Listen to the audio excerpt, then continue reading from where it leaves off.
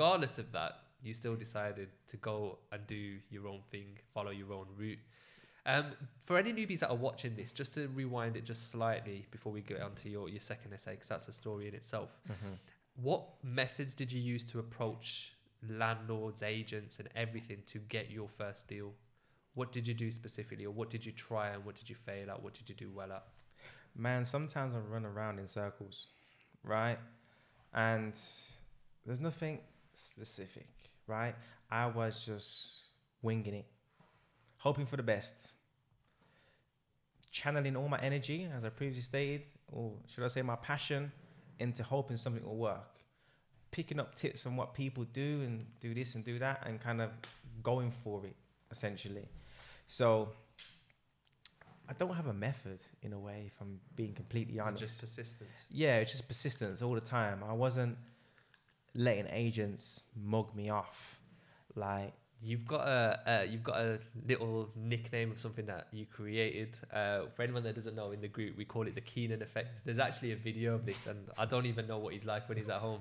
But it's basically how you handle objections, and it's probably the best and funniest but most effective thing I've ever seen. Whereby, for example, if any newbies are watching this, you'll often get told no by an agent just straight away. No, we don't do this. No, we don't do that. No, we don't do this.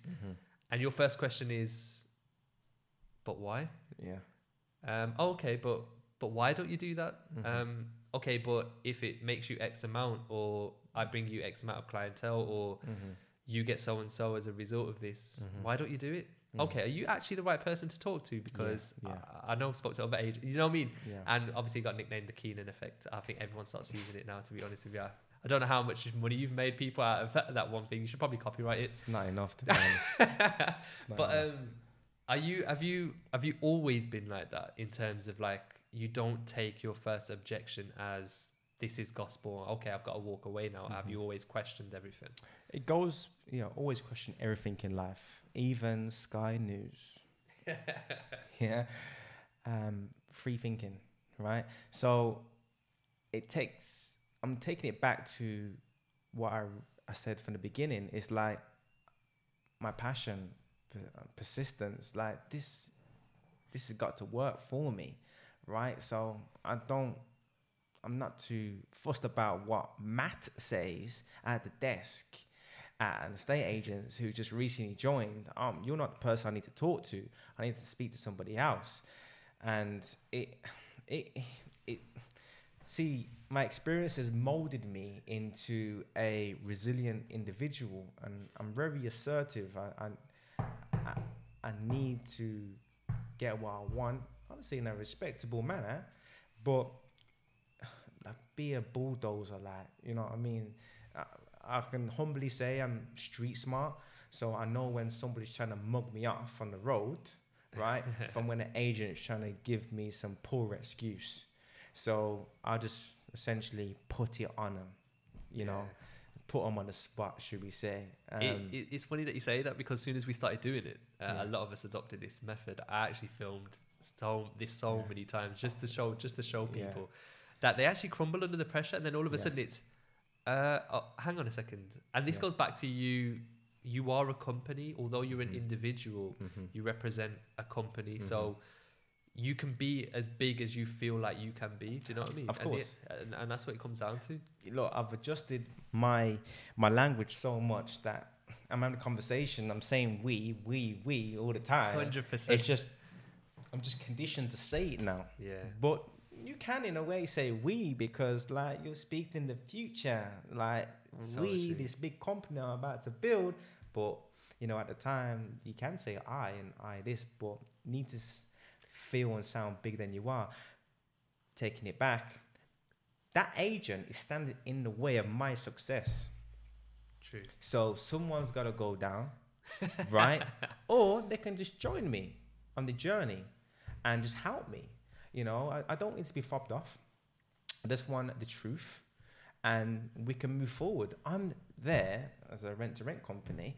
I'm providing a great service, but it's about exchanging or allowing them to see the light. It's educating them, isn't yeah, it? making that light bulb ping in their mind. But And that comes from the sort of language that you convey to the agent, right?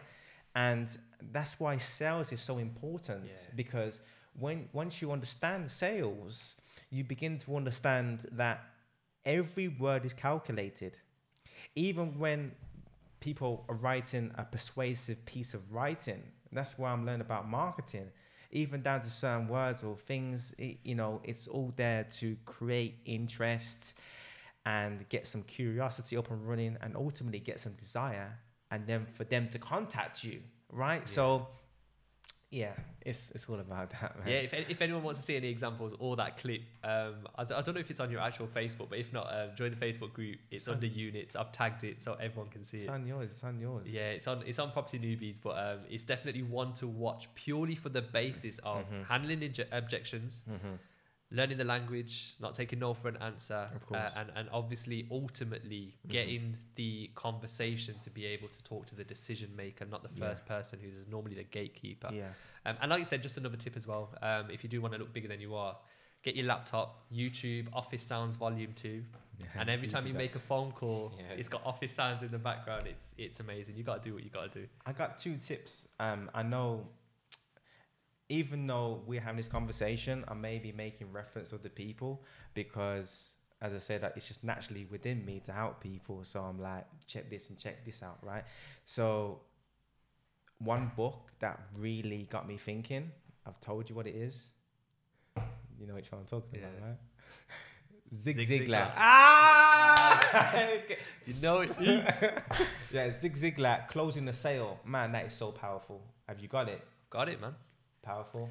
You didn't read it, have you? I've got it, but I haven't got the actual physical copy of the book, which is what I feel like I need, because I need to see it as well as hear it. But outline it. It's how he breaks down every single word, and I think it's more as well just the psychology behind putting them in a position where you can then fully do what you sell, what you need to sell, get the decision that you need to get. It's crazy. It's crazy, because there's one thing that I would share with you guys, right, is that persuading someone is not telling, it's asking. 100%. That's it. And leading them to a decision where they think of the decision rather than you imposing that decision upon them. So it's just a game changer. It is. And even then, we take sales, and even now I'm learning about psychology as well.